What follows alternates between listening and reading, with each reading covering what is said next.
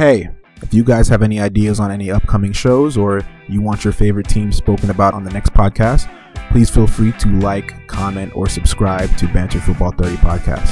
Thanks. Have a good one.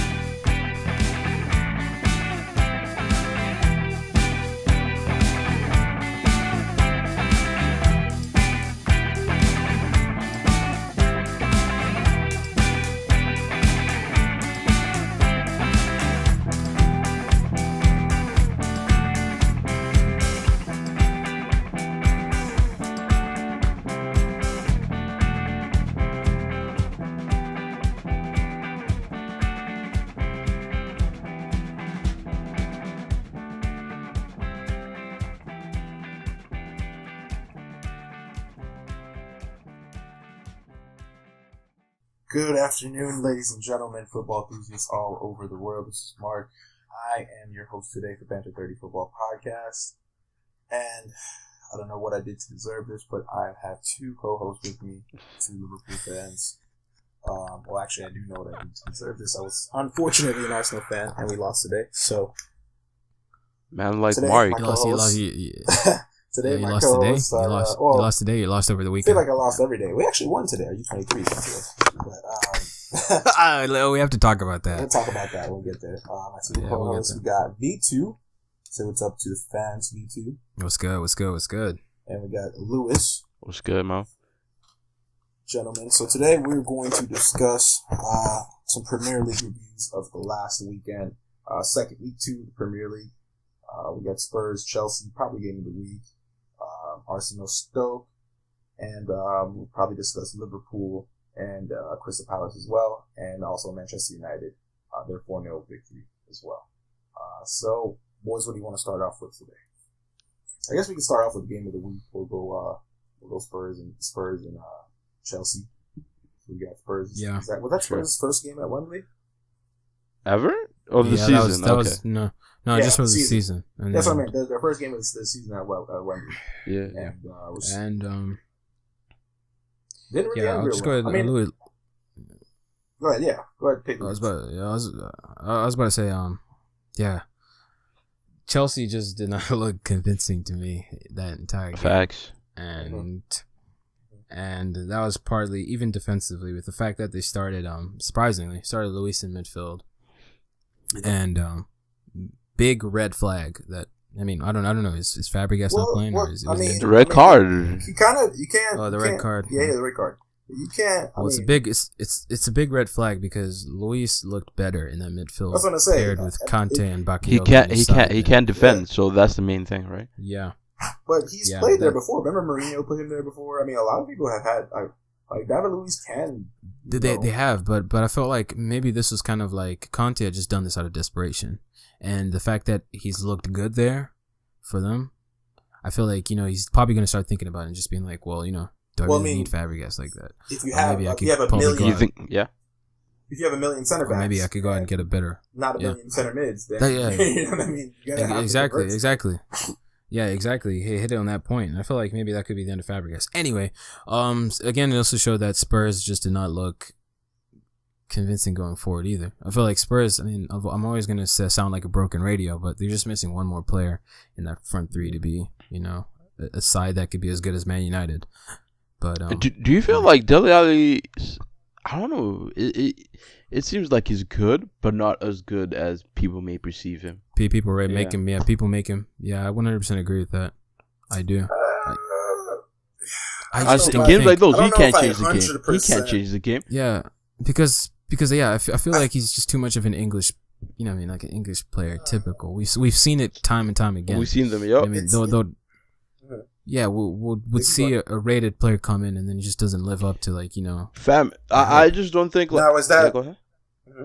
No, go ahead. Well, do you think that is due to the fact that he's an English player and England has this way of overusing their young players, or is it because of the fact that you think he's not ready to do it? Because let's be honest, the kid is 2 months.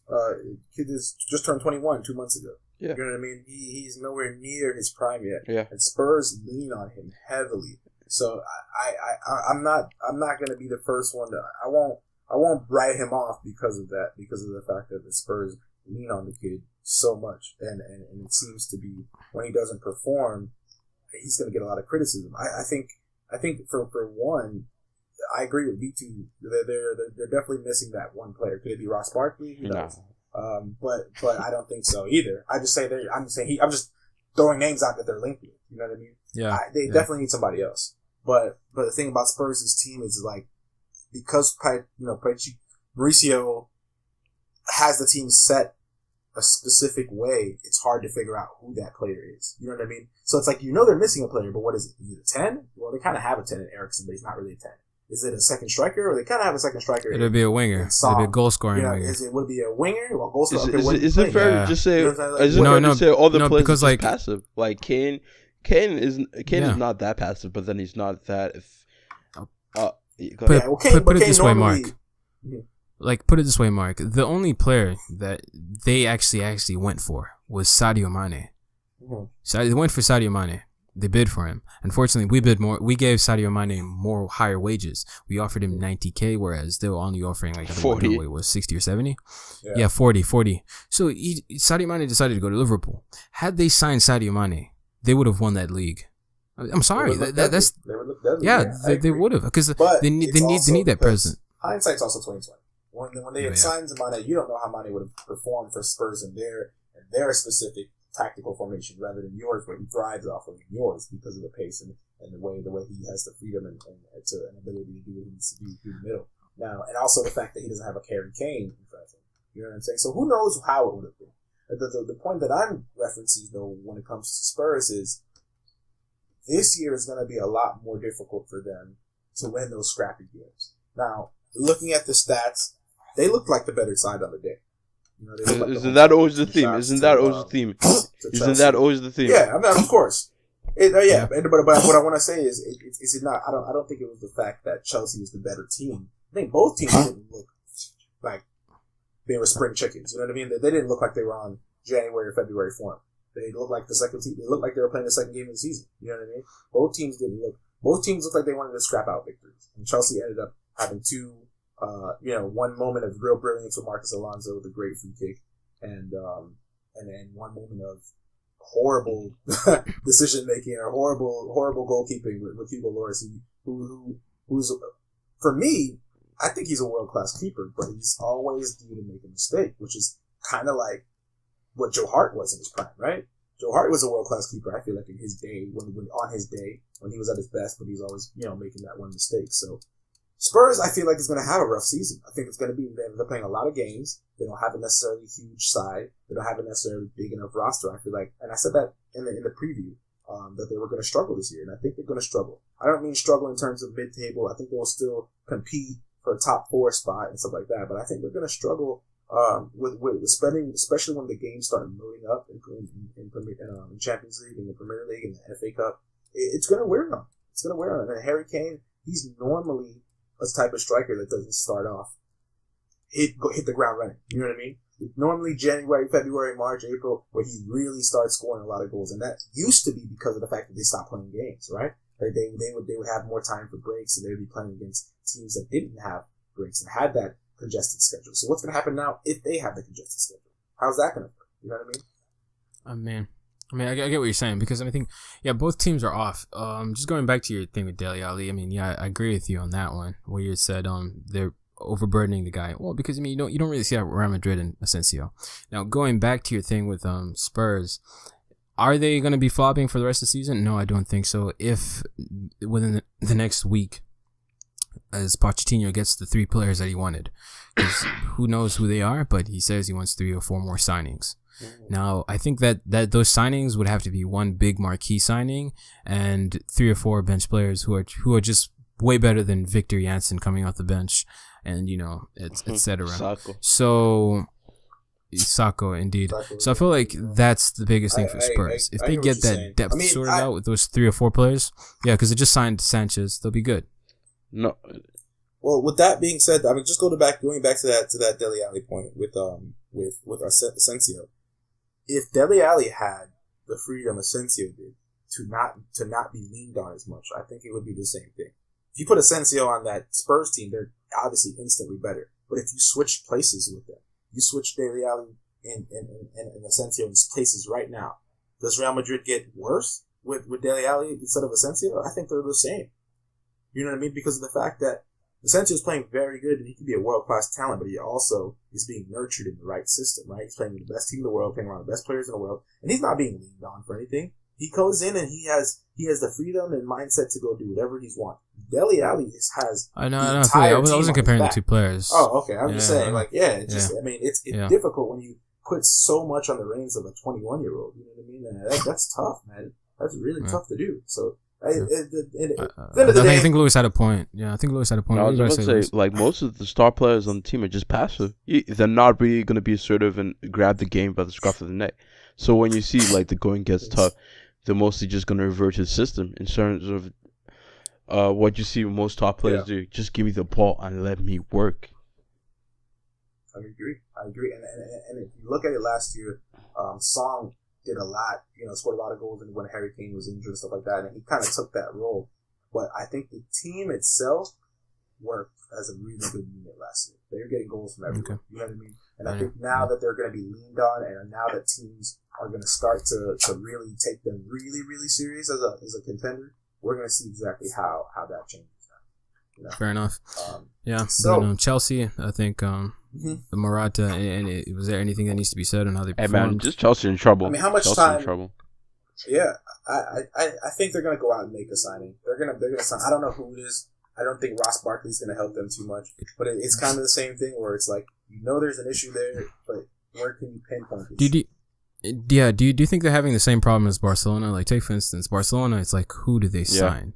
So there's so many things. It's almost like Chelsea. No, because there's so many things. At the same time, it's also like Chelsea. But like, who can they get right now that's in the market? I mean, other than I think Julian Jackson would add quality, of course, but like Virgil van Dijk, of course. But then other than that, the more evident problems, because I feel like there's a problem in midfield, up top, to get a ball player, wing backs, wing back as well. I think the big thing, they need to sort out what's happening with Costa. I think that's he gone. Because I think the big thing with them is what I said when we did that Chelsea review Vitu when in the earlier podcasts, I said the same thing. I said unless they figure out a like-for-like replacement when we're comparing Morata and Costa, that's the issue with Morata. Morata does not have passive. the tenacity that Costa has. Yeah. And that's maybe because Costa's a head case. That could be a lot of it too. But you have to be able, when you play for this Chelsea side, you have to be able to create. But I feel like. Yeah, but I feel like Morata, had he put away his chance, the header, of course, he would have had it would have been a different game. Yeah, but like, I think the biggest problem that I think Chelsea have with Diego Costa is where do they sell him as well? Because Atletico Madrid can't buy anybody. Okay. So then, if that's the case, and then they want to sell him. I think Costa's come out and said they want to sell him to China, and the only reason why they want to sell him to China is because of the money. Yeah. So I mean, what are the last year too? He wanted to leave, and then he wanted to last year. Or did he change his mind? Yeah, he wanted to change his mind. Now he wants to go to Spain because they speak the language over there. I mean, Spanish. Spanish is comfortable with, but like, what Spanish team can sign Diego Costa now and like pay the money that Chelsea want? You know what I mean? They wanted that money, these wages. But it's not the wages, it's the money that Chelsea want, because Chelsea, I think they want to take those funds and redirect it to other people. But I mean, they're in a tough situation. I think maybe you set an agreement with Costa to play. Atletico's ban is up in January, right? Mm-hmm. So it's up in January. Maybe you make an agreement like, hey, look, you'll play until January, then we'll let you go to Costa. We'll work out a deal with Atletico and let you go there. But I mean, either way. But after his comments, though. Yeah, exactly. It's tough. It's a difficult situation. But with Morata, he's a guy that's more needed. Like he needs the service. You know what I mean? Whereas Costa, yes, he needs the service, but if Costa's not getting the service, he'll go drop deep, go get the ball, and try to make something happen. Or he'll just try to terrorize defenders until he gets the service. Whereas Morata's not that type of player. He's not going to be terrorizing defenders. And put it this way, center backs are not going to be fearing him as much as they man. Costa's a bully in the Prem. No lie, man. Yeah, he's a bully. Yeah, exactly. And I know certain people say, oh well, Morata doesn't have to be a bully to be successful. That's true. Chelsea team, but for this Chelsea team, though, this Chelsea team, you need to be a little bit more of a bullish type of center forward because they're not a team that is going to sit there and connect 40 passes and score goals. They're just not that type of team. Conte is not that type of manager. What they will do is they'll break on the counter. They have very quick wingers, right? Willian's on the right. You have Hazard going around. They're going to break on counters and they're going to try to play direct. But they're not going to sit there and pass you to death. And Morata's the type coming from Spain. He's from a more technical system that is more geared to getting service in the box and for more geared to him playing that 1-2 type of role and getting the ball to his feet to finish. Costa's and other center forwards in Chelsea's day, Drogba as well, they're just not focused on that.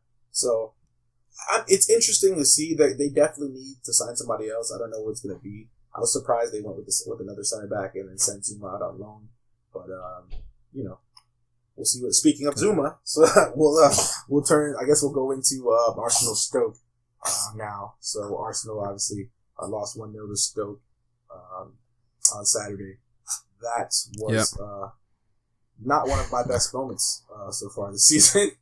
But I mean, how would you guys assess that game? Yeah, I mean, I'll just go ahead and just do a quick overview of the two teams. I mean, Arsenal. I mean, you guys sent out a back three, right?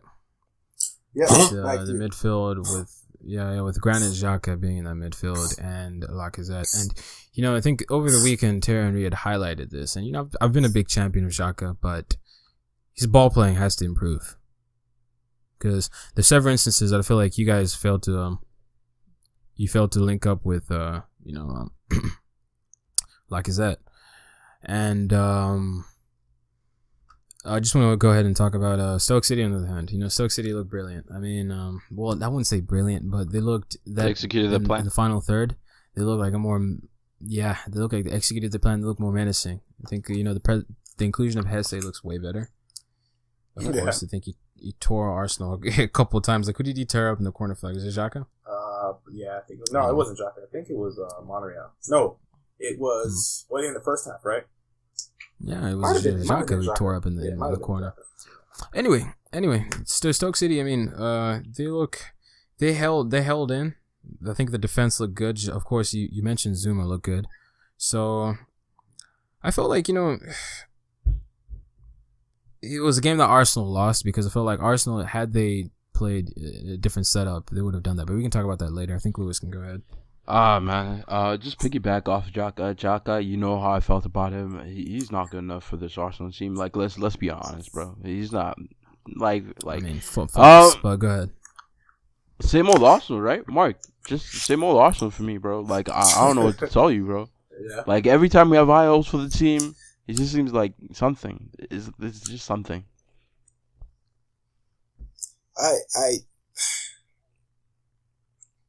I disagree with the Xhaka comparison, but I understand why you say it.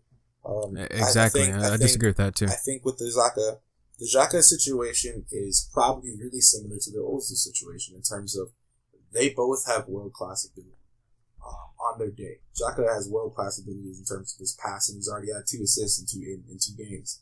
And should have had an assist today. I mean, bro, those are just set pieces. I'm not even like. No, they were. The first one wasn't. No.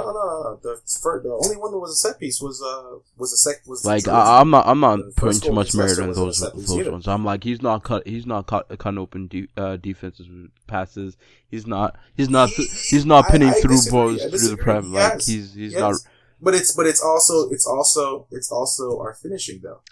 The two balls he gave to Bellerin should have finished. He had one with Ozil. He had the one with Danny Welbeck. I think that was either him or Ramsey. Danny Welbeck point blank finish. He should have finished. I mean, between him and Ozil, Ozil, I think they both are pass masters. I don't think there's many defensive mids in the Premier League that can pass better than Xhaka can. I really don't. Man, Herrera ahead of him. Bro. But, okay, I mean, Mark. Yeah, okay, Mark. I mean, let me just ask you this. Okay, now just before you go, is this a player problem or is it a setup problem? That's exactly what I was going to go into. That's exactly what I was getting into. Yeah. Which one is it? Though? I think it's more or less a system problem, and the reason why I say that is because we said the same thing about Ozil. Everyone was saying the same thing. Well, okay. Ozil needs a defensive mid behind him, or he needs a forward in front of him. that can score goals to bring the best out of him, right? In Xhaka's case, Xhaka needs a center mid next to him that is going to be able to be disciplined enough to stay with him and do the tackling, take the burden off of him, and will be able to press. For one thing, it's basically like if we were to put Xabi Alonso in this team right now and take out Xhaka. Okay, I mean, well, you rate him pretty high, but like my biggest problem here is I don't think Xhaka is that type of guy. That's he's not attack minded. No, like attack minded. I feel like he's the one that would be like as a pivot, like say for instance the way you had Arteta, like a Busquets. That's why I said Xabi Alonso. I mean, actually, Germany. No. Like compared him to Xabi Alonso. Like a lot of blasphemy right now. I get what you're talking about. No, but like, I mean, I get what you're saying. Yeah, especially two Liverpool fans. Yeah, but okay, you go ahead and then I'll go ahead. Yeah. So what I mean by Xabi Alonso is he doesn't have pace. He's not a pacey guy. He's not a guy that's going to sit there and run. This is like when I said Martial is like Robin, but go ahead. No, yeah. I don't think it's very different. It's very different. There's no. If you ask any fan of Schalke, if you go just listen to German commentators and German football enthusiasts. I mean, I get there's videos out there. I mean, it's just not that. Yeah, I know. I get that. But then I get that. Yeah, but get to your point. Yeah, get to your point. My point is. Let's just give an example of Xabi Alonso. You put him in the team. You put him in Arsenal's team today, right now, and you tell him to go do the same work. It's not going to happen. Why? One, he doesn't have the pace. Two, he's not going to be able to press because he's not that type of. You're asking him to do things he cannot do. It's the same thing with Xhaka. We're asking Xhaka to do things he simply can't do. So if you don't put a center midfielder next to him, that's maybe like a Siri, like a Keita, like any type of center mid that can press, that can do the running for him, and you tell Xhaka to just sit there, sit in the pivot, be a deep line playmaker, get the ball from the center backs, make your passes, and then defensively just be in position. That's all we need you to do. Okay, I partially agree with you there. I mean, you would want to, yeah. I mean, I get what you're saying. You want a midfielder that screams Patrick Vieira. Yeah, or even Conte. I would love Conte. If you gave me Conte right now, we would have no problems. Not even Conte, but then why can't El Neni do that? Now here's my point. Before you get there, okay. You don't think they need a midfielder like Santi Cazorla?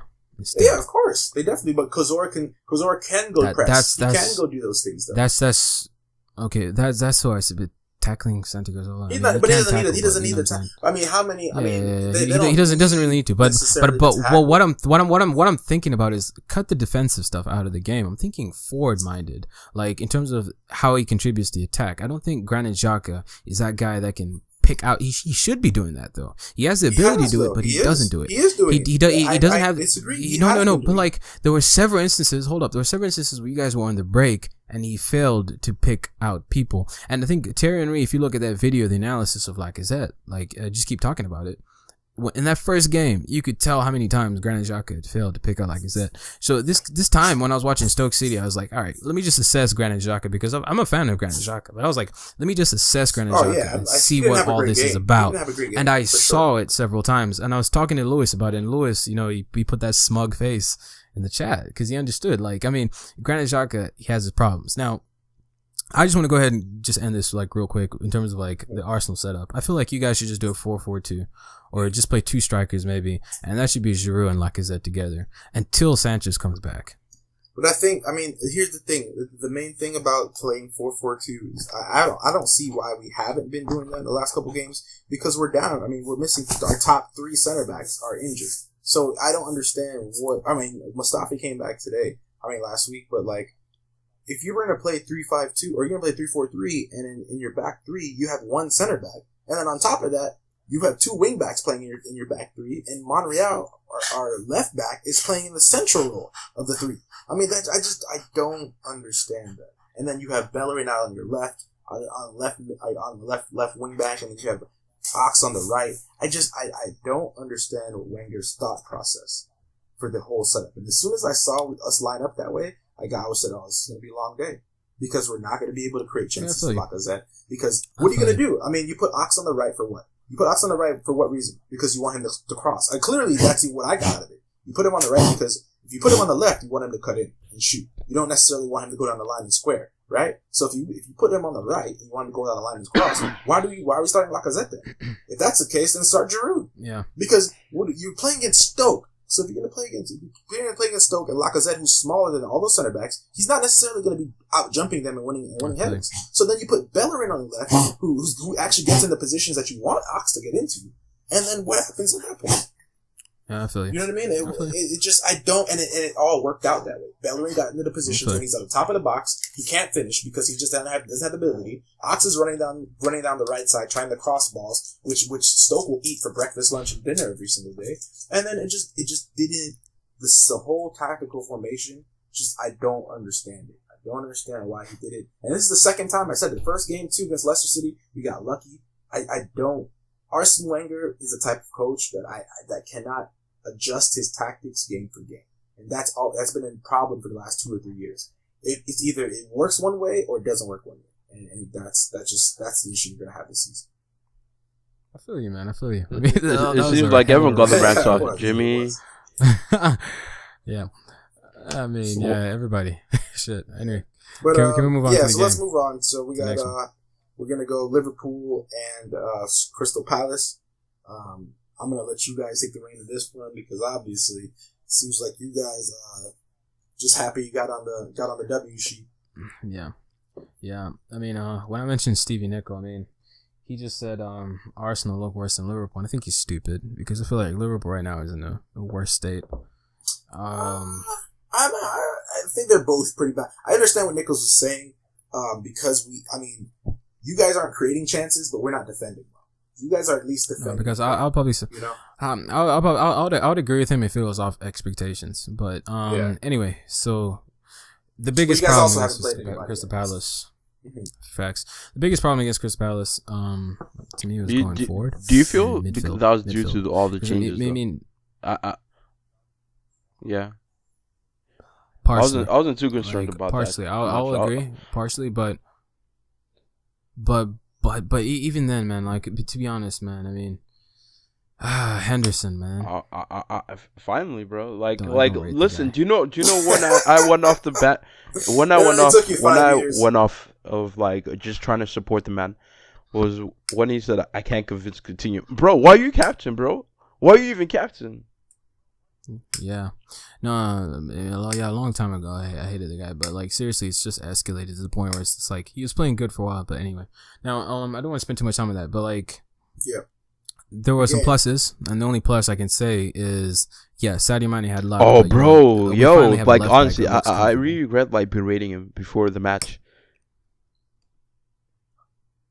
I wasn't. I did not want him to play for Liverpool. I told Vitu before the season started. I said, when you guys signed Robertson, I said, he's a very decent signing for your price. I said, Arsenal tried to look at him before we got Monreal. He's a young kid. He can do the job. Let's just put it that way. But listen, you don't understand the levels we're coming at, man. Yeah, but you don't understand, man. Like, to be honest, I was when we were linked with Kalashniak. When we were linked with your boy Kalashniak, I was happy.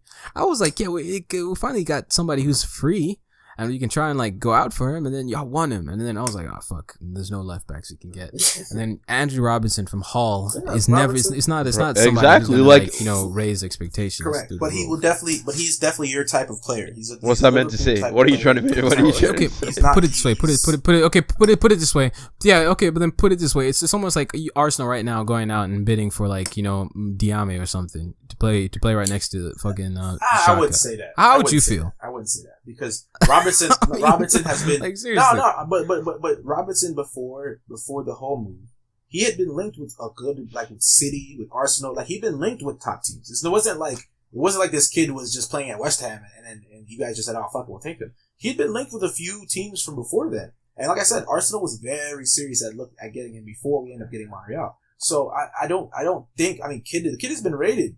And he's not an older kid. He's a young kid. He has clearly the pace to play in the Premier League. He's played with Hull.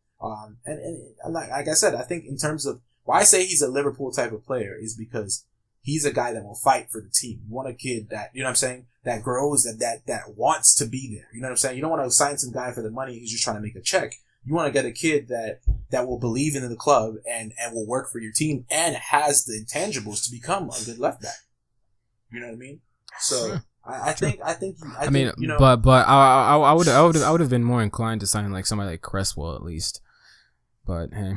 Yeah, but I mean, like, well, for what difference though? I mean, for the price. I mean, you're gonna pay more for him, right? So I mean, you got him for what? 10 million? I wouldn't mind that. I wouldn't mind that. You got him at a steal for 10 million. Yeah, it's price wouldn't matter. And you guys, and at the end of the day, though, you guys have taken one goal in 2 games. Yeah, it wasn't. You know what I mean? Clearly, your back line is doing their job. You know what I'm saying? So I mean, and for the most part, you haven't played anybody yet.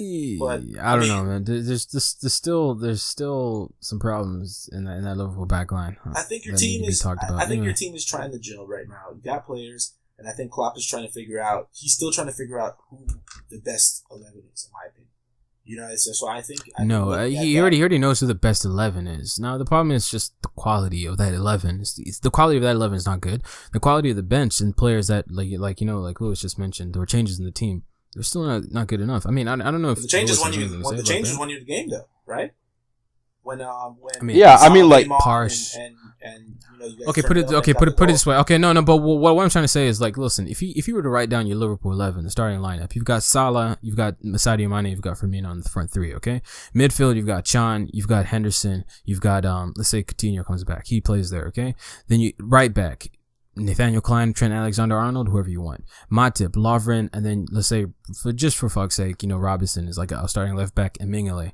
Are you going to tell me, honestly, that entire front 11 is a good starting lineup? No, it's not. It's not great. It's lacking quality. Now then, let's just go to the bench though. Let's look at this coming off the bench. You got Salah on the bench. You got Sturridge on the bench. No. Salah was starting, but Sturridge is coming off the bench. Salah started yesterday? He didn't start yesterday. But then, I'm saying he's our projected starter. Okay, yeah, he's our best 11. That's what I'm saying. Yeah. Our best 11 is not as good. It's not good. It's not good enough to be playing throughout the entire league and the Champions League and all these other competitions. And our bench is just not good enough as well.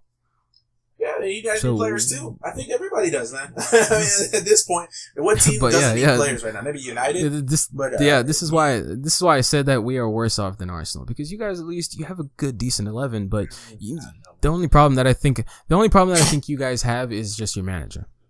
I see what you're saying, Vitu. I think you want to say Arsenal are better off.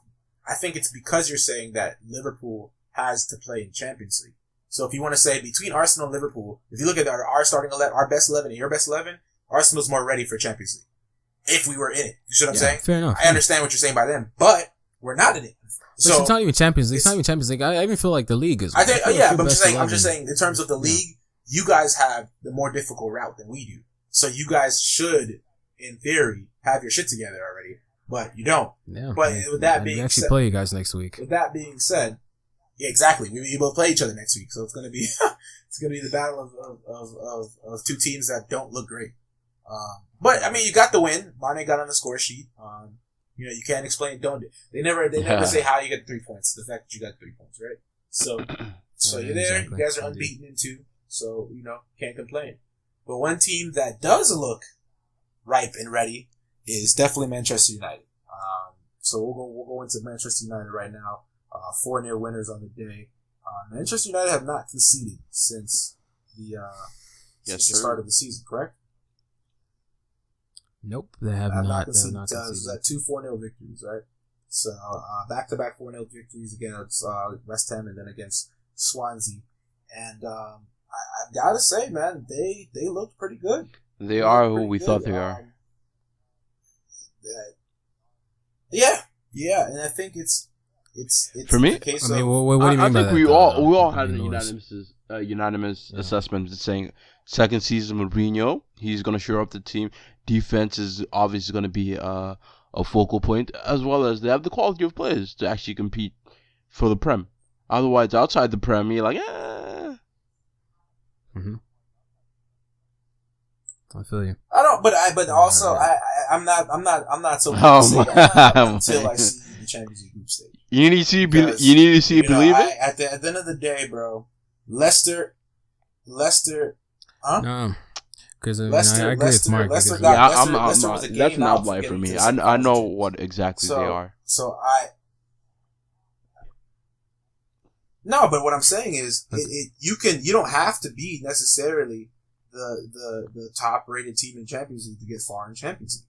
You know what I mean? So I think outside the Premier League, they could have a very big run. Their squad is big enough now, and if they go ahead and sign Zlatan, like how they're saying it may happen, if they go ahead and re-sign Zlatan and you have him there to play in Champions League, they're a lot better team.